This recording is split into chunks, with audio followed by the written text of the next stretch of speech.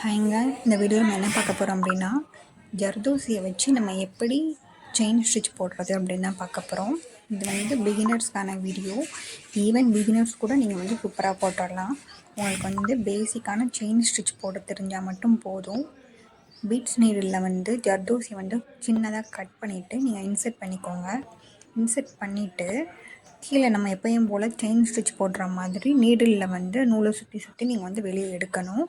அவ்வளோதான். நீங்கள் மெதுவாக ஒவ்வொரு ஸ்டிச்சுக்கும் வந்து கேப் விட்டு நீங்கள் போட்டிங்கனாவே ஈஸியாக நம்ம போட்டுடலாம். மெதுவாக போடுங்க. போட்டுட்டு லாஸ்ட்டாக வந்து நம்ம எண்ட் நாட் போட்டு கம்ப்ளீட் பண்ணிட வேண்டியதுதான்.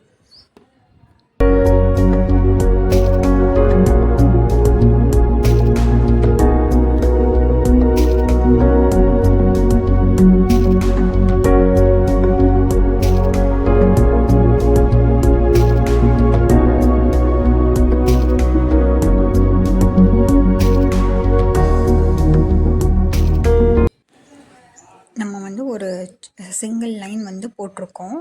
இதே மாதிரி நீங்கள் வந்து ஜிக்ஸாக்ல கூட ட்ரை பண்ணலாம், இல்லை கர்வாக போட்ட லைனில் கூட நீங்கள் ட்ரை பண்ணி பாருங்கள். அடுத்து வந்து ஷேப்ஸில் வந்து எப்படி நான் வந்து ஜர்தோசி வச்சு போடுறது அப்படின்னு பார்க்க போகிறோம். நான் வந்து ஸ்கொயர் ஷேப் வந்து ஃபஸ்ட்டு போட்டிருக்கேன். ஃபஸ்ட்டு ஒரு லைனில் நம்ம வந்து எப்படி செயின் ஸ்டிச் மாதிரி போட்டோமோ அதே மாதிரி ஒரு லைனுக்கு கொண்டு வந்துட்டு அந்த லைனோட எட்ஜில் வந்து சின்னதாக ஒரு லாக் ஸ்டிச் போட்டுட்டு நீங்கள் டேர்ன் பண்ணிங்கன்னா உங்களுக்கு வந்து அது ஷார்ப் எட்ஜாக வரும். அதே மாதிரி தான் நீங்கள் கண்டினியூஸாக வந்து 4 சைடுமே பண்ணிவிடுங்க. பண்ணிவிட்டு லாஸ்ட்டாக வந்து எண்ட் ஸ்டிச் வந்து போட்டுக்கலாம். உங்களுக்கு சப்போஸ் எட்ஜு வந்து ஷார்ப்பாக வரல அப்படின்னா அந்த ஸ்கொயர் லைன் 4 லைன்ஸ் இருக்குல்ல, அந்த ஒரு லைனை நீங்கள் வந்து மெஷர் பண்ணி அந்த மெஷர்மெண்ட்டுக்கு நீங்கள் 4 ஜர்தோசியை வந்து நீங்கள் கட் பண்ணிக்கலாம்.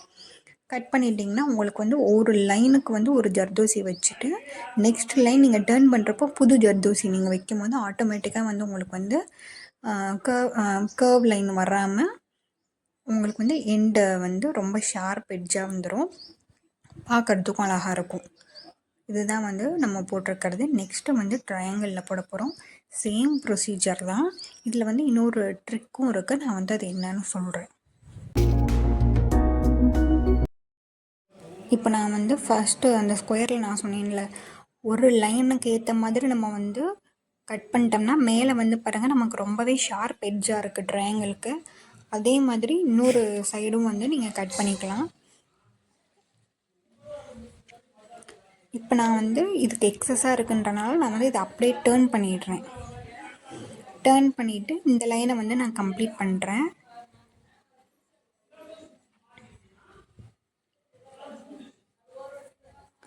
மெதுவாக அப்படியே போட்டுகிட்டே வரலாம்.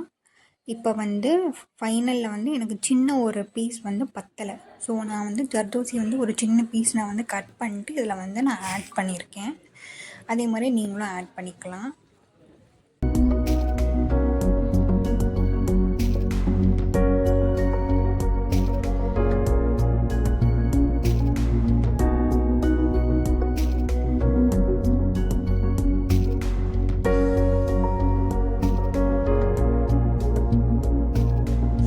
அடுத்து வந்து சர்க்கிளில் தான் நம்ம போட போகிறோம். சர்க்கிள் வந்து ரொம்பவே ஈஸி, ஒரு பிகினர்ஸ் கூட போட்டுடலாம். ஏன்னா இதுக்கு வந்து ஷார்ப் எட்ஜ் எதுவுமே இல்லை. இதே மாதிரி நான் வந்து லோட் பண்ணிட்டேன் ஒரு பெரிய ஜர்தோசி வச்சு. இதுக்கு வந்து பாதியில் வந்து எனக்கு ஜர்தோசி தீர்ந்தனால நான் மறுபடியும் இன்னொரு ஜர்தோசி வந்து ஆட் பண்ணிவிட்டு நான் வந்து போட்டிருக்கேன். அப்படி இருக்கிறப்போ எனக்கு வந்து ஜர்தோசி வந்து எக்ஸ்ட்ரா இருந்துச்சு. அதை நான் எப்படி கட் பண்ணியிருக்கேன் அப்படின்னா, முன்னாடி இருக்க ஸ்டிச்சையே ரிமூவ் பண்ணிவிட்டு நீங்கள் வந்து ஜர்தோசி எந்த இடத்துல உங்களுக்கு அதிகமாக இருக்கும் அங்கேயே கட் பண்ணிங்கன்னா த்ரெட்டும் கட் ஆயிரும். நீங்கள் போட்ட ஸ்டிச்சில் கீழே இருக்க நூலை மட்டும் பிடிச்சி இழுத்தீங்கன்னா ஒரு ஸ்டிச் வந்து ரிமூவ் ஆகிடும். அதுக்கப்புறம் நீங்கள் ஜர்தோசியை கட் பண்ணிவிட்டு உங்களுக்கு எங்கே வேணுமோ, உங்களுக்கு எவ்வளோ வேணுமோ அதை மட்டும் கட் பண்ணிவிட்டு நீங்கள் எந்த இடத்துல விட்டீங்களோ அங்கேருந்து மறுபடியும் ஸ்டிச் போட்டு நீங்கள் கம்ப்ளீட் பண்ணுங்கள். இது மாதிரி ட்ரை பண்ணி பார்த்துட்டு எப்படி இருக்குன்னு சொல்லுங்கள். தேங்க்ஸ் ஃபார் வாட்சிங்.